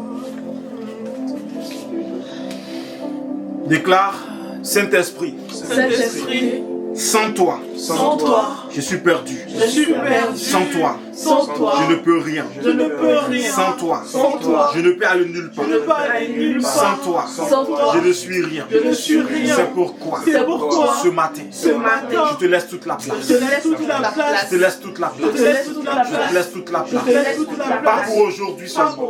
Pas pour la semaine. Pas pour la Pas semaine. pour le reste de l'année. Pas pour le reste Mais de pour l'année. toute ma Mais vie. pour toute ma vie. Toute ma vie. Toute ma vie. Toute ma vie. Toute ma Toute vie. ma vie. Toute ma vie. Viens. Viens. Et guide-moi. Et guide-moi. Viens. Viens. Et enseigne-moi. Enseigne-moi. Dans la vérité. Dans la vérité. Dans toute la vérité. Dans toute la vérité. Viens. Viens. Viens. Viens. Viens. Viens. Viens. Viens. Viens. Viens. Et rends-moi capable. Et rends-moi capable. Des choses de Dieu. Des choses de Viens. Dieu. Oh Et oui, rends-moi capable. rends-moi capable. Et rends-moi capable. Rends-moi Et rends-moi capable. capable. Rends-moi Et rends-moi capable. capable. En enlevant en moi la peur, le doute, la crainte du monde, en installant la crainte de Dieu au nom de Jésus. Élève la voix, élève la voix, élève la voix, élève la voix, élève la voix, Enlève-moi, papa, tout ce qui est doute, papa. Enlève-moi, papa, tout ce qui ne confesse pas ton nom. Enlève-moi, oh oui, la peur de ne pas avancer. Enlève-moi, remplis-moi de la force, remplis-moi, oh oui, oh, Sakala, Shekele, enlève, dans le nom puissant de Jésus, nous avons prié. Amen. Amen. Tu es béni au nom de Jésus. Amen. Bien-aimé dans le Seigneur Jésus, si le Seigneur t'a fait du bien ce matin, si tu as senti la présence du Saint-Esprit, acclame le Seigneur. Acclame le Seigneur.